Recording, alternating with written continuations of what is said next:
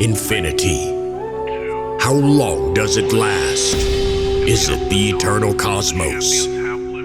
We stare deep into the void, trying to remind ourselves of our place in it. But we can't find it. However, always remember that the darkest hour comes just before dawn. And when dawn comes, our place in the universe will be clear. Even interstellar space will seem full. The heavens, the void, and even the ocean of emptiness will open up. While the cosmos is unknown, champions are eternal. This is Infinity. Does get a pass to Yoris. Yoris now for lap 3. Can they do it? Yoris gets tackled in transition. They still have the ball somehow. It's still picked up. Owens now on the ball, but it is denied by Bezos. An incredible stop there from A and B. Owens gets one dodge, another one. He gets it off. Eric, please. Eric on that ball. Will he be able to pass through it? No, denied by Owens. Owens with that denied right at the end. Well done for him. And Team Blitz are 1-1 in this best of 3. Still trying to move on. It's all him. He even tried to bait him out there, but Joris is just way too good on those interceptions. That was incredible play and exactly what they need to start this grand final. Any signs of life? I guess we'll find out.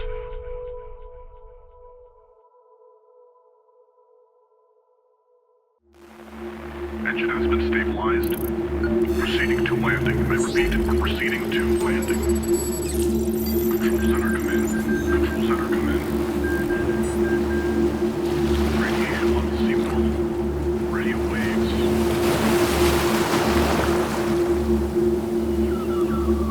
Congratulations, we have finally reached our first destination.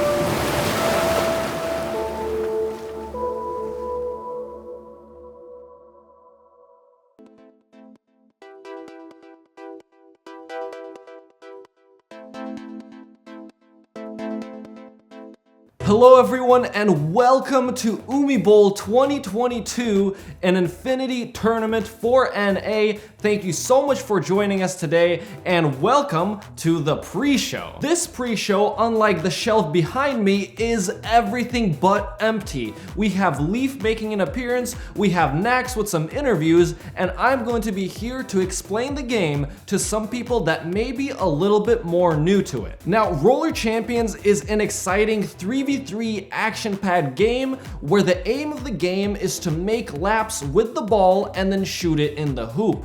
You can think of it maybe like roller derby and basketball combined, but here is the catch. In order for you to score points, you need to make a complete lap around the rink for your goal to open. This means you have to make a lap around the rink without losing possession. And if you do lose possession, the laps reset and you have to start all over again. Completing one lap and throwing it into the hoop will get you 1 point. Completing 2 laps without losing possession and scoring it will get you 3 points. And completing 3 laps and banking the shot will get you 5 points, which is actually enough to end the game. Roller Champions has a 5-goal score cap, meaning after 5 points are scored, no matter if it's a 1, if it's a 3, or a 5, the game will be over. And the game is also 7 minutes long.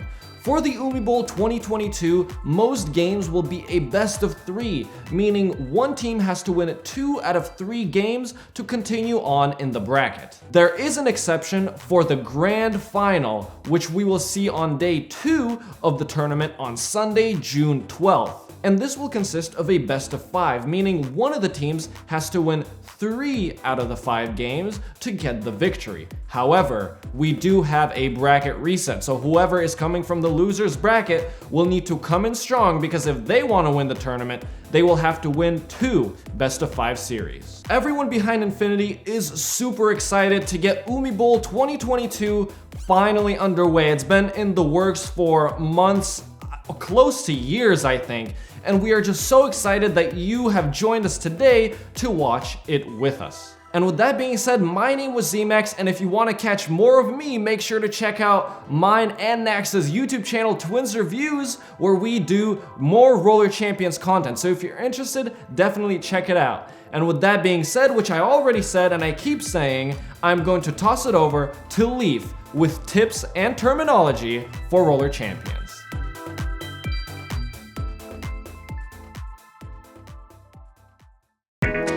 Hello, my name is Liefx and it's time for some tips and terminology. Today we're going to go over some very simple tips and terminology for Roller Champions to help you learn all the lingo and skills you need to know while you're out there in the rink or watching your favorite crew compete in a tournament. Lace up your skates and let's dive in. Now before learning some handy tips, we have to talk about the arena itself.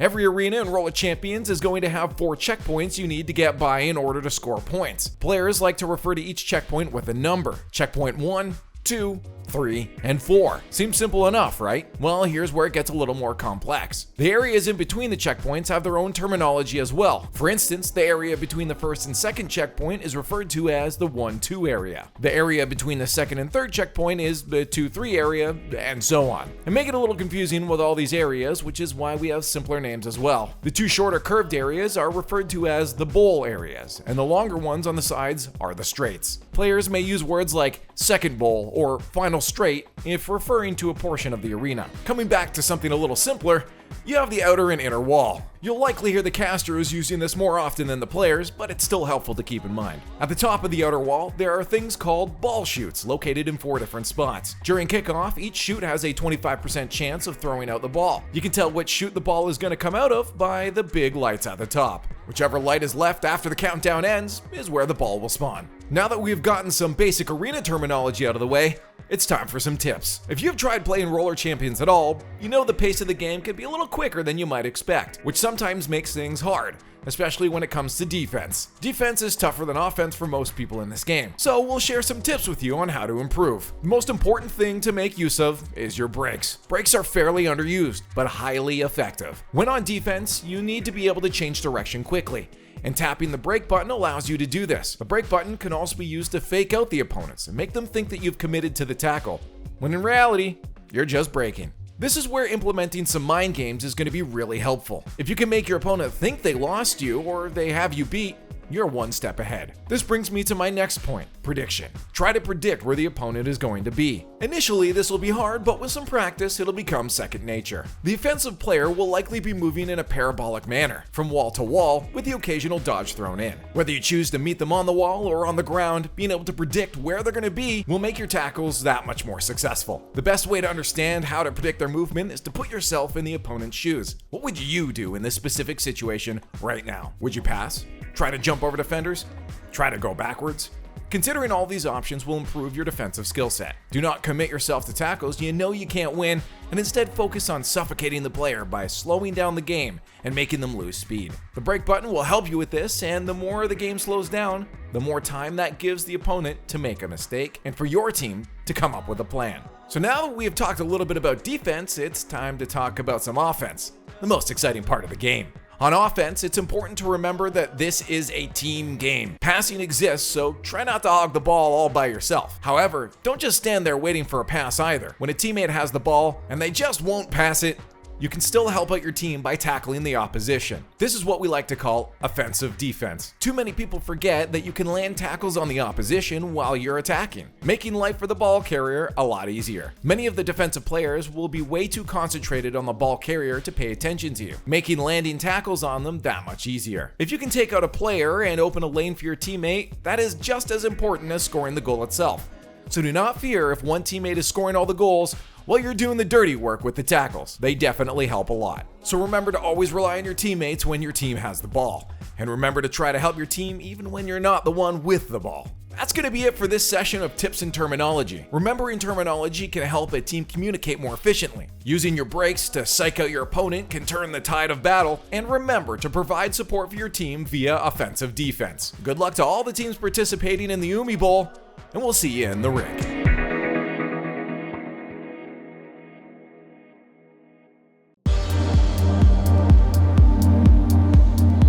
Hello and welcome to the next part of this pre-show. My name is Nax, and today I'll be getting some interviews with players and asking them some important questions about the tournament and the game. Our first question is just basic overview of the player, who they are, who they play for, and also why they're excited for Infinity. Hey there, hope everyone is having a good day.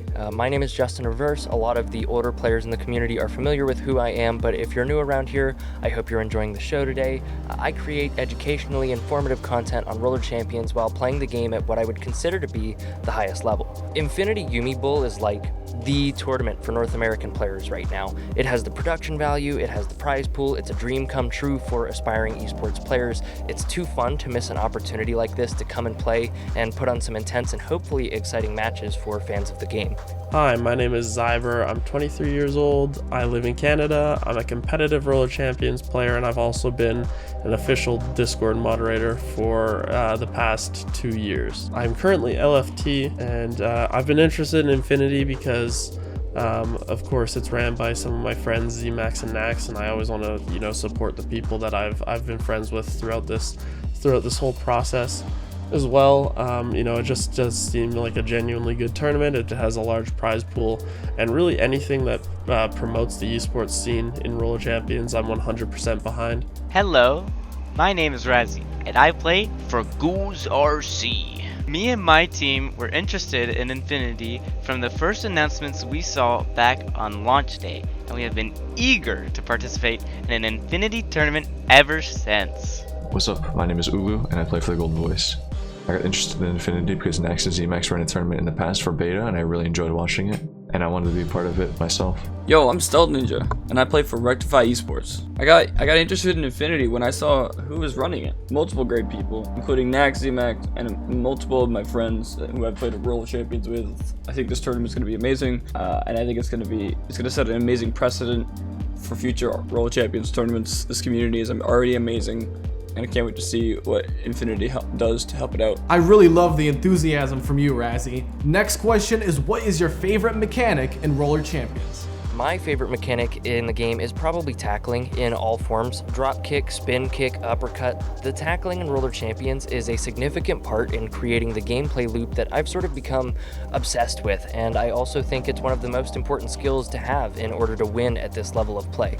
My current favorite mechanic would have to be the roll ball mechanic, because there's just so many uses that you can find for it that I don't think have been fully explored in game yet. Whether it be using it on the wall to get speed, or using it for shots. Like, there's different ways you can use it to like kind of make unpredictable shots, and I think those haven't been fully explored yet, and I'm excited to see more about where those are headed. My personal favorite mechanic in the game right now is the spin kick. I find myself using it in just about every scenario, as it's not only one of the strongest tackles in the game, but is also a great option for movement, whether on offense or defense.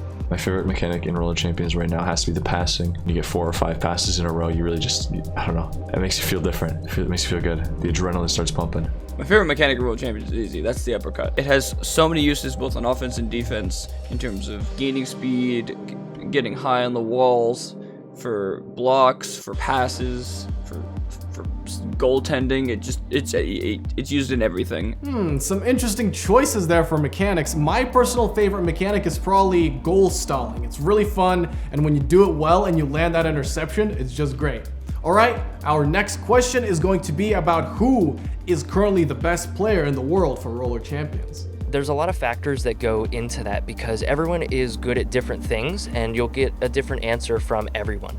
Deep down, I think I'm up there in terms of statistics and strategic efforts. Mechanically, however, that probably wouldn't go to me. I'd say it's Razzie from Ghouls or Stealth Ninja from Rectify. If I had to name a single best player in the world, I would have to probably say Paul Angs, just because, mechanically he's super good.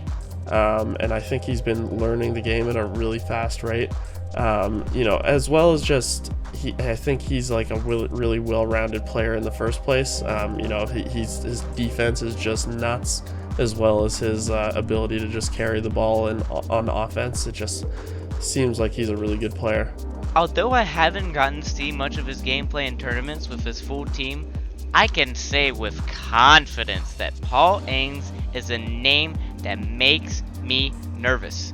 Anybody who has played against him will tell you the exact same thing, and that's Paul Ains is insanely strong on defense. Almost every time I have the ball against Paul, I find myself looking for him, knowing he's on the way. The single best player in the world, in my opinion, right now would have to be Razzie. His mechanics are crazy out the wazoo right now, and I don't know, I think he's pretty consistent with what he does. If I didn't name a single best player, that's impossible for me. I think the game is still early. You know, we've only had, you know, a couple tournaments here and there. It's so hard to name one player. I know the best players that I've seen are easily, you know, people like Razzie, Ulu, and Justin Reverse, I think, are easily the three of the top players.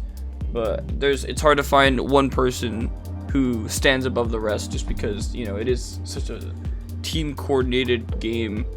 And, you know, maybe in the couple coming weeks I'll change my mind, but for now I think those three are the names that come up the top of my head. Yeah, definitely some interesting names mentioned right there. Razzie and Paul Ains, obviously two of the top players, so I'm not surprised to see those responses. Next question has a lot to do with the tournament itself. Who do you think will be the favorites to win this tournament? Favorites are most likely Ghouls for this tournament. They have a really good fan base going for them, and everyone loves watching them play. They're all funny, and they're all talented at the game. There's nothing to dislike, so they're a great team, and they deserve that support.